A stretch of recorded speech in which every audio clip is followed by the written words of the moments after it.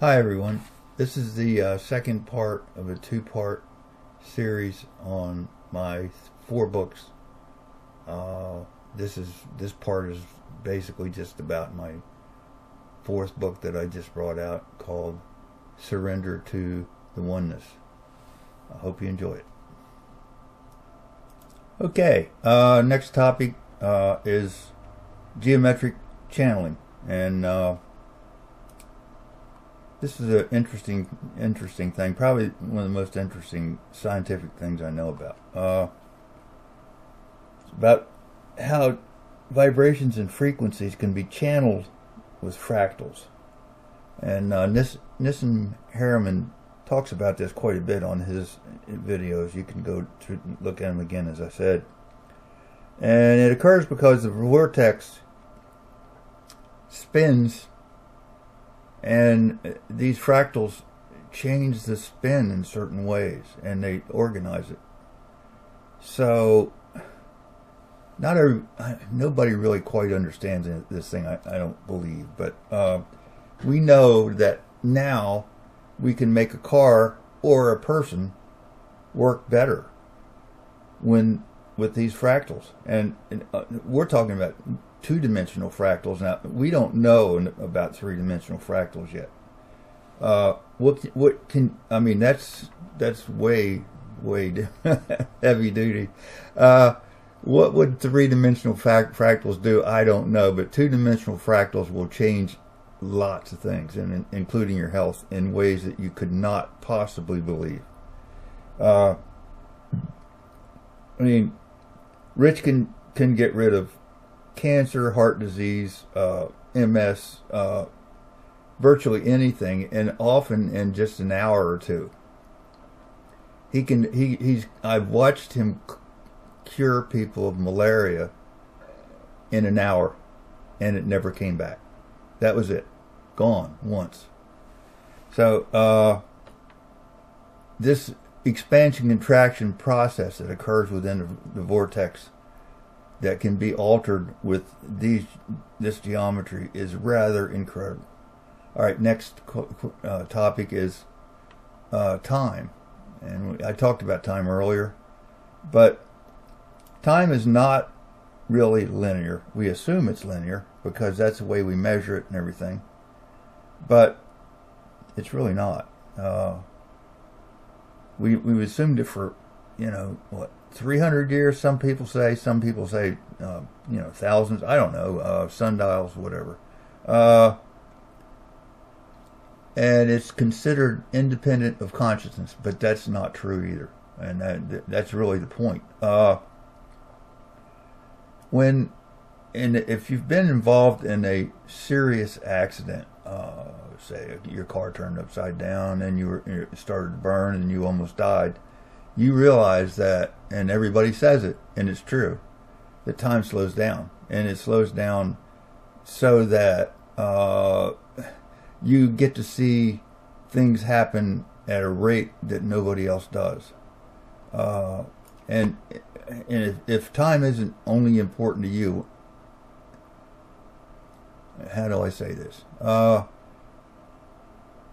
Time to you is the only important part of time, as far as I see. Do you see it any different? Oh no. You're the center of this whole thing. You're the person that everything affects. So what else is there but you when it comes to time? And if you change time, I change time all the time. I do it constantly, because when I get into my work, and I get into something that I really love, and that's my architecture especially, or writing, I like to do that too. And if I get into that stuff, 6 hours can pass in an hour, or 1 hour can pass. I don't know. It's just incredible what happens. Everybody knows about it. Not everybody talks about it, but it happens. The more artistic you are, the more creative you are, the more it happens. But you get into an accident, and you know right then that there's no such thing as time, really. Everybody says it, and it's true.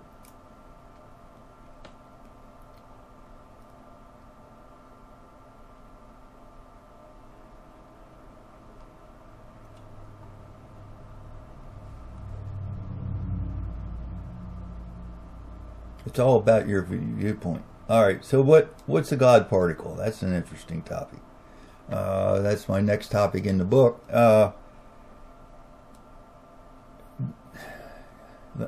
First off, I got to tell you, there's no such thing.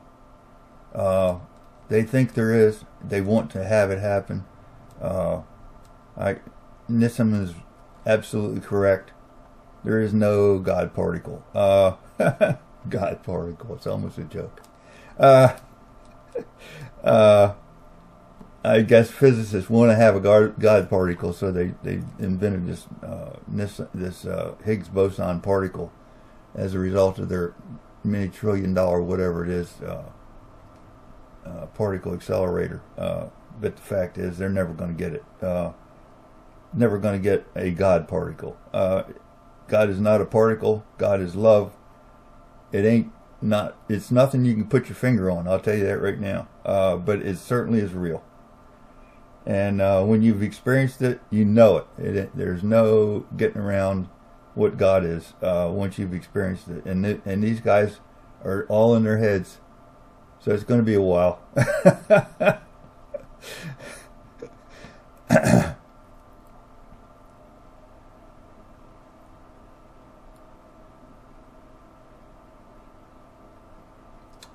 That singularity, that center of action that Nissim talks about and I talk about, these don't have particles to them. There's no particle. This is real stuff here, and it's going to get to be known. And these guys these scientists that are working on this God particle or these particle accelerators are going to learn that it's not in some expensive piece of equipment that this happens at. I mean, we're doing it with entrained crystals on cars, and we're doing it at a very, very simple level. I shouldn't say simple, but shallow, if you will, compared to what it could be done at. And we're not working on it that hard. We've been working on it for a very long time, and we've improved it quite a bit. But when I'm only getting 100 miles to a gallon at 80 miles an hour, which sounds like a lot in today's world, I know that I could be getting running a car on no mileage. You know, it could be running it with zero fuel if I did it right.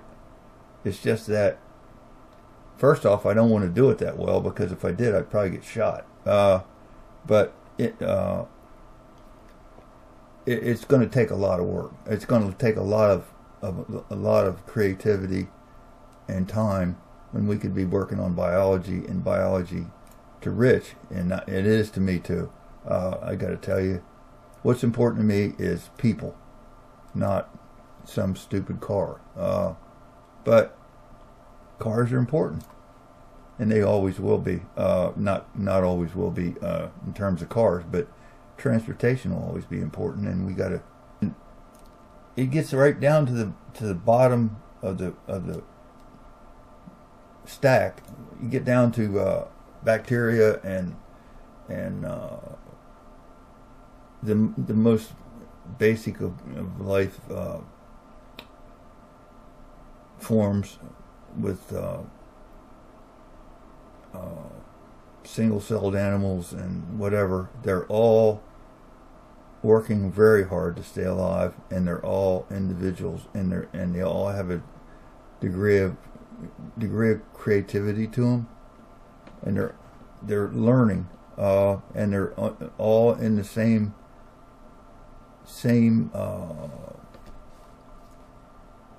making the same efforts that you are. They may not be there yet, as far along as you are, but they're working on it, and they want to stay alive. That's why it's so hard to kill them using antibiotics or inoculations, because they want to be here. And the difference between what medicine does and what Rich does is Rich just puts them in a different realm. He transfers them to a different realm so that they no longer have to die. And they recognize that, so they don't. They're more willing to leave. They're more willing to shift. And that's really important. Because you can if you will, convince a virus to go away if it knows or it feels, or I can't say thinks because it doesn't think.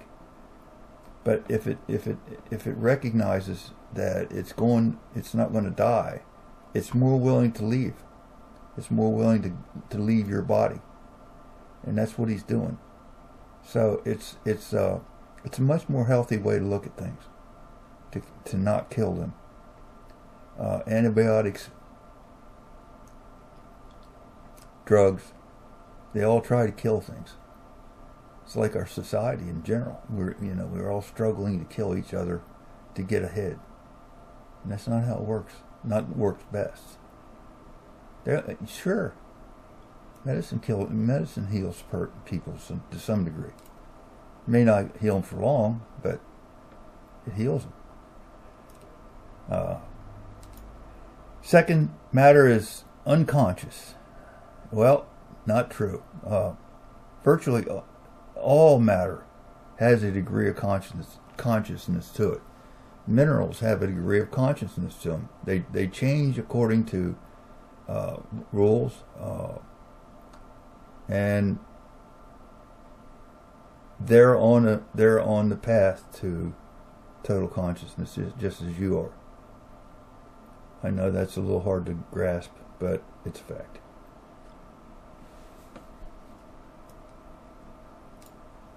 Laws of nature are fixed, universal laws.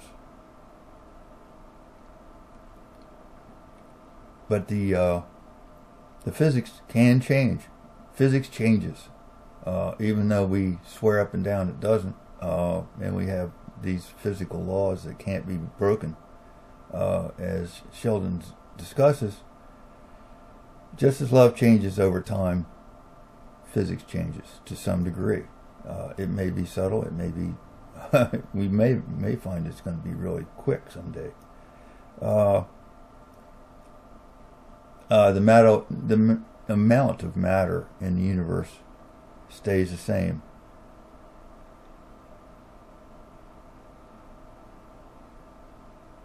And it started with the Big Bang Theory, and when all the laws were created.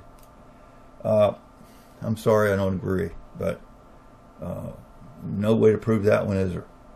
I swear up and down, and always have, that the universe is a growing thing, and it will regrow and stop and regrow. Just excuse me. Just as the Hindus will tell you in their books, and there's more than one universe. There are universes inside of universes, just as there are galaxies inside of our universe. And I mentioned that kind of offhand earlier. We see this as a single. We're looking at it from one place. So, and if you're only looking at it from one place, and you're only looking at it from one attitude, you get one thing, and that's a Big Bang. I can tell you, can't tell you definitely because I can't take you back there, but I can get my little thing here, and I can say, how many universes are there?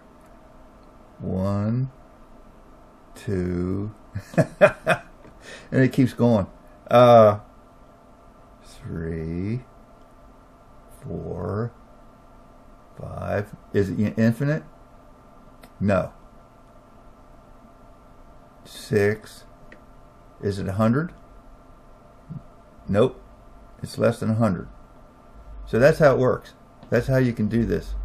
You can find out anything you want to know with one of these, and it'll tell you the truth. So there are more than one universe. They are not infinite, just as there are not infinite galaxies. I don't know what's on the other side. That's the interesting question. When does the universe start and stop? What's on the other side of our universe that separates from the next one? That's a good question.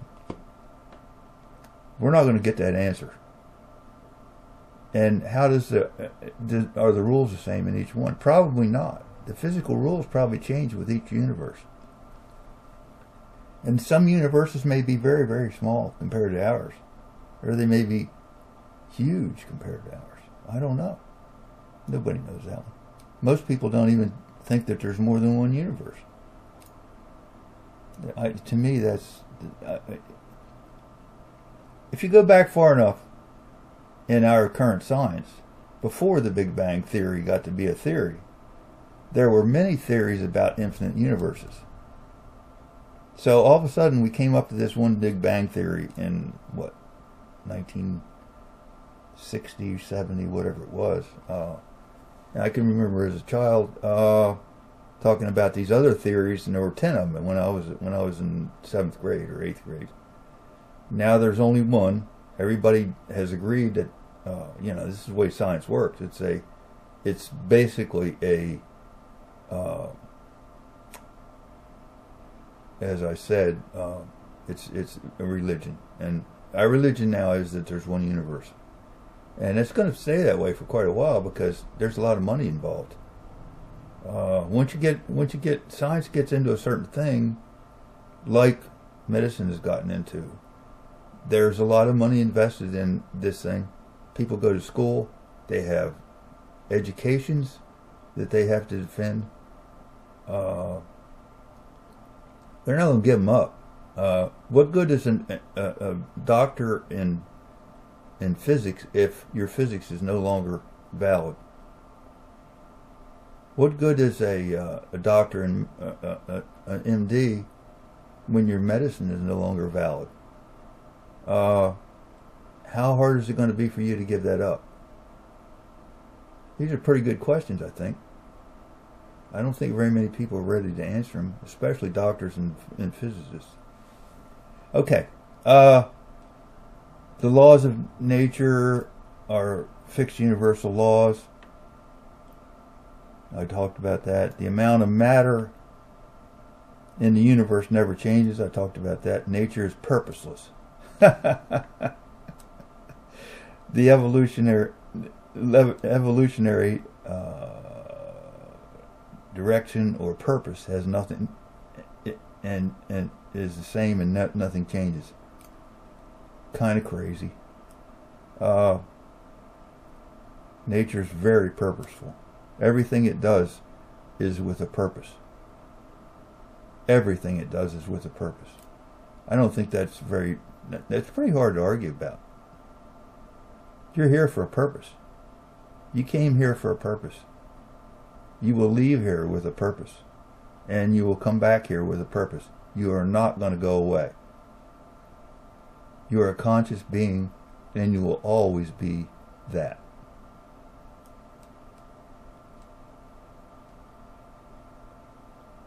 Biological heredity is material.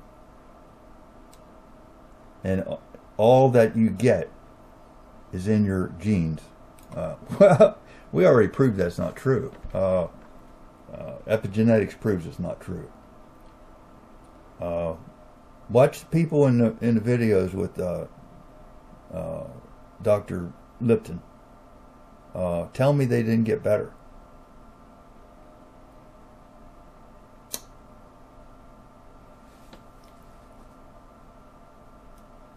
All memory occurs within the brain. Again, if you go back to the Eastern philosophies, they will tell you that the brain is just an organ of reception and sending. It's like a radio. You send out, you get back. And the aura around your head and possibly other places, stores this information. So when I think good thoughts, the aura over my head, this whole thing around me, changes color, and it changes in size, and it can fill up a room. It can fill up a whole auditorium. And people that are aware can tell you that it's that way always has been. I've seen spiritual people stand up in front of a group and the whole room just lights right up. It doesn't just light up as an expression, it lights up as light. We give off light. Your color changes according to your belief in whatever you're talking about. Your color, you have a color that's based on your overall belief. So if you have a yellow aura, as we call it, aura, it's the light you give off. If you have a yellow aura, that's determined by overall where you are right now. If you have a blue aura, that's determined by where you are overall. These things are flexible. They can change. You get into a bad situation and you get angry, you can turn red. That's bad. Dark red. You can get to be really mean. And dark red is one of the... You can see people's aura, but you may not recognize it as that. You know when people are angry sometimes because of that. You don't even have to look at them. You can see the aura light the room right up when they're angry. Anger, by the way, affects everything about you. It changes your health. It affects the health of other people around you when they become involved with it. It's a very strong, powerful thing, just as love is. It's not the opposite of love, but it's close. Your mind is inside your head. I said that one. Psychic effects are impossible. Again, crazy stuff. I got through telling you how this dowsing works, and you'll find if you do it, and you do it well, you do it long enough, you'll be able to do exactly what I do, and you're going to get to be extremely good at it, and you'll get 100% effect. Now that's psychic. That is psychic. It's nothing else. So to say that it doesn't work is insane. It's not just not crazy. It's not just bad information. It's insane. These people are unaware. It's just like they can't walk, you know. They don't know this.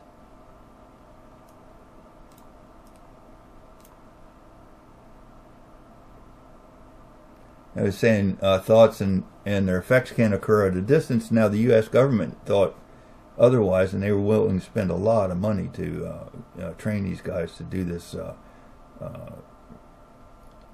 stuff that I was telling you about earlier, where they can do remote viewing. Remote viewing is certainly done, but it's very hard to prove compared to dowsing, because dowsing is a plus and minus, and I can take something that somebody else knows and they can ask me a question and I can answer it for them, and it's always right. Okay, mechanistic medicine is a fact, and other forms such as chiropractic and naturopathic are illusion, and any healings resulting from illusions are illusions. Yeah, really funny. I really predict that what Rich is doing is he's gotten several people trained already. He's given lecture in New Mexico. He's going to give some more, and he gets more and more people in this stuff, and they start healing other people. And you know, it's got to really travel fast, because nobody can heal Lyme's disease. Nobody can really heal cancer without basically trying to kill you. So it's going to happen. When it does, we're going to have a lot of contradictions out there, and this $1 trillion industry is going to go flat on its butt. That's the way I see it. When? I don't know. Okay. Shamanism and spiritual intervention. Hey, I guess I'm a shaman. Don't know. I don't like that word. I don't like any words associated with me. When you put a label, I don't like it. But fact is that there are people in this world that can do things that other people can't do spiritually, and there will always be that way. It's got to be that way. Is only one person who was born 2,000 years ago, the only person that can ever do anything beyond what the normal population can do? It's not true. It just isn't. Never has been. But hey, I'm not taking anything away from Elohim or Jesus or whatever you want to call him. Obviously, he did some pretty neat stuff, and he certainly taught some neat stuff. If you take away the social part of it, the communistic part of it, I don't like that.